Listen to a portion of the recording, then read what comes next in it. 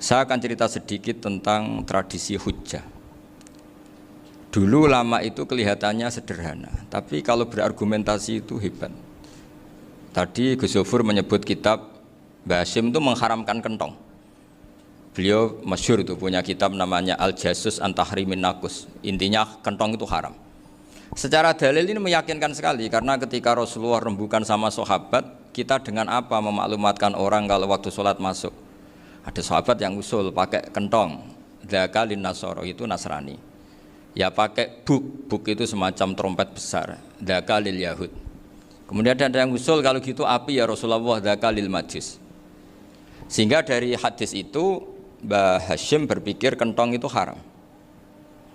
Tapi Mbah Fakih Mas Kumambang itu mengkritik Mbah Hasyim dengan ngarang kitab Hazurru'us an Tahrimin Nakus. Jadi beliau ngomentari kitab itu sambil geleng-geleng kepala. Kitab kok keliru nganti ngono itu. Jadi cara pikirannya siapa Ki Fakih. Kentong di Indonesia itu kanggo wedhus dicolong gitu.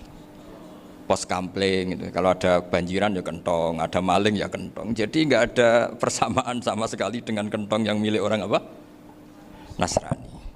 Sehingga di pondok saya itu ada kentong tapi jelek sekali. Karena itu satu-satunya cara supaya beda dengan kentong yang di gereja. Kalau elek kan mirip kentong di pos kampling. Itu ya agak-agak ilmiah sedikit. Dulu ceritanya Gus Zofur itu saya teruskan. Itu singkat cerita, itu kalau yang di kejadian di Termas itu Mbah Dimyati sudah nyuruh semua kentong disembunyikan karena mau ada Mbah Hasyim. Cerita itu mukarrar di Kiai Fakih sama di Kiai Dimyati Termas. Setelah kentong dikumpulkan semua, Mbah Hasyim datang, senang, ngiranya Syekh Dimyati ini sependapat dengan beliau, yaitu sama-sama enggak ada kentong. Tapi setelah itu ada santri yang matur, Mbah Dim pun beres kentong pun kula delikno sedanten. Itu di depan Mbah Hasyim. Jadi GR-nya Mbah Hasyim bahwa Mbah Dim itu sependapat akhirnya hilang. Ternyata ini akal-akalan toh gitu. Karena santrinya matur, Mbah Dim pun beres sedanten kentong beduk sudah disingkirkan. Itu di depan Mbah Hasyim. Saking lugunya santri, nah saking ikhlasnya agak ngerti mahalus syahid ini adalah Mbah Hasyim. Saya mau meneruskan cerita Gus Zofur. Dulu Mbah Mun ngaji di Lirboyo, tapi Kiai Makhrus ngaji sama Kiai Khalil Harun. Kiai Khalil Harun itu adik juga sekaligus muridnya Mbah Umar Harun. Mbah Umar Harun itu generasi kedua setelah Mbah Ghazali. Beliau menantunya Mbah Ghazali, tapi ya sudah ponaan. Sehingga tradisi ini penting karena saya berkali-kali bilang di mana-mana. Status orang tua dan mbah itu adalah terserah anak cucunya. Bukan terserah mbahnya, tapi terserah anak cucunya. Saya tidak akan bosan mengingatkan ini. Saya pernah di makamnya Nabi Yakub, itu ya dikemuli bendera Israel. Di makamnya Nabi Dawud. Nabi Ibrahim juga dekat sinagog. Sehingga Quran membela Nabi Ibrahim disebut maka anak Ibrahimu Yahudi wala Nasrani. Karena ketika beliau berposisi di Israel, kemudian penguasanya adalah Yahudi, bisa saja makam ini ditulisi dan distatuskan ala Yahudi. Ya seperti Nabi Yakub. Nabi Yakub itu nabi yang kita yakin tentu berkeyakinan beliau orang baik, orang muslim, orang mukmin, tapi karena di desain mereka ya dikemuli bendera Israel dan disebut Abul Yahud. Karena kita tahu nama lain dari anaknya Nabi Yakub adalah Yahuda bin Yakub bin Ishak bin Ibrahim. Sehingga perasaannya orang Yahudi menjadi Yahudi itu yang ngikuti mbah-mbahnya. Nah khawatir saya ketika buyut-buyut kita kaya, buyut saya itu orang kaya dulu, namanya Badur Rahman. Itu kaya sekali, tanahnya banyak. Dulu cerita Mbah Hasyim ya kaya sekali, Mbah Maksum juga kaya, Mbah Abdul Aziz juga kaya. Karena dulu itu inginnya kiai itu yo ketok sugih lah, gak ngel-ngelo santri.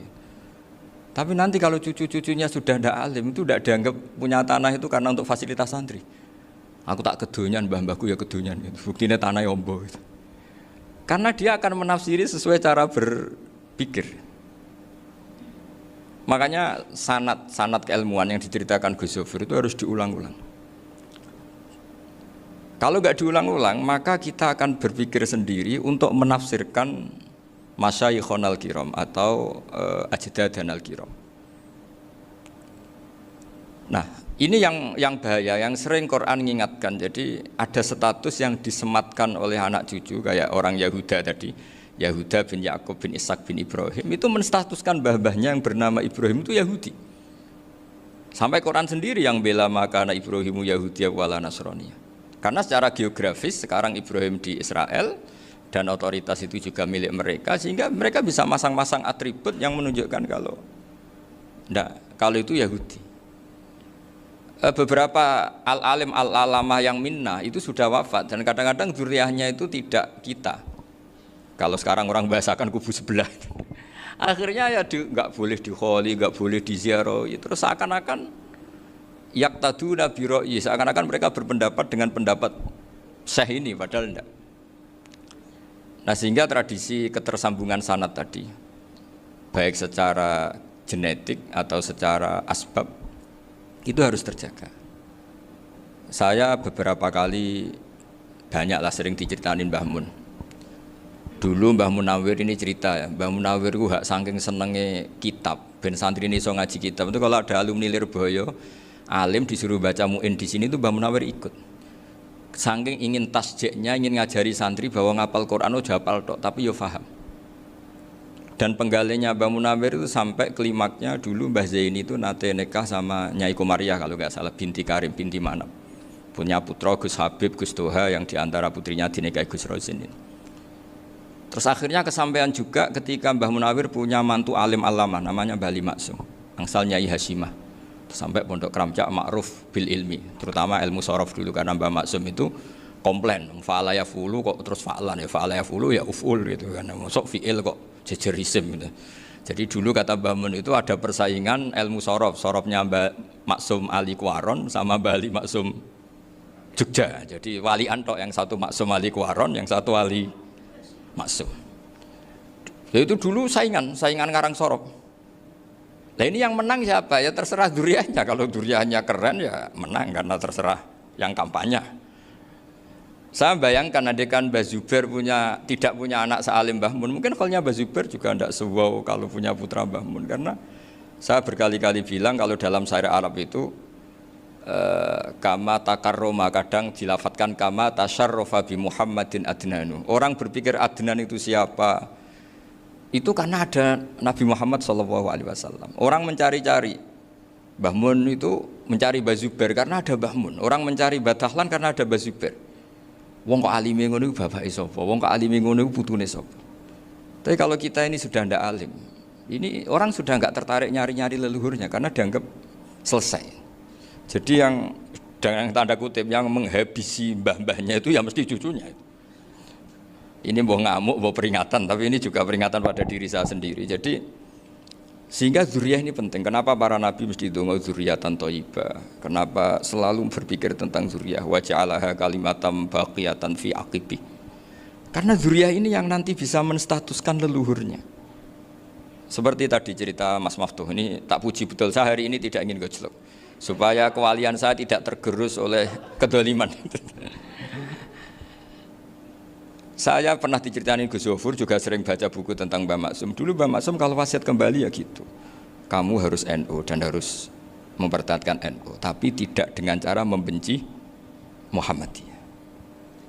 Dulu Mbah Mun juga sering cerita, dulu Mbah Hasyim itu ngaji Syekh Mahfud.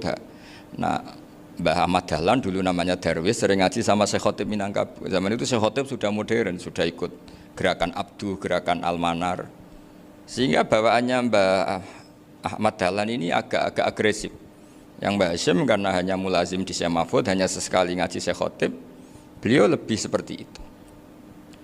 Dan dua beliau ini sama-sama pernah ngaji Mbah Soleh Darat di Semarang, Mbah Hasyim sama Mbah Ahmad Dahlan yang dulu namanya Darwis. Jadi ini masih min minuskatin wahidah mimam bain wahid. Sehingga kita tidak kaget ketika Mbah Ali Maksum mengomentari Muhammadiyah itu masih ahli sunnah wal jamaah. Makanya nanti terakhir saya baca kitabnya Mbah Ali dan sering saya pelajari. Andai kan kita ini sepakat dengan ilmu, ya kita tahulah. Kalau Abu Hanifah itu tidak kunut, Imam Syafi'i kunut, berarti kunut itu mazhabnya Abu Hanifah, bukan mazhabnya Mbah Ahmad Dahlan.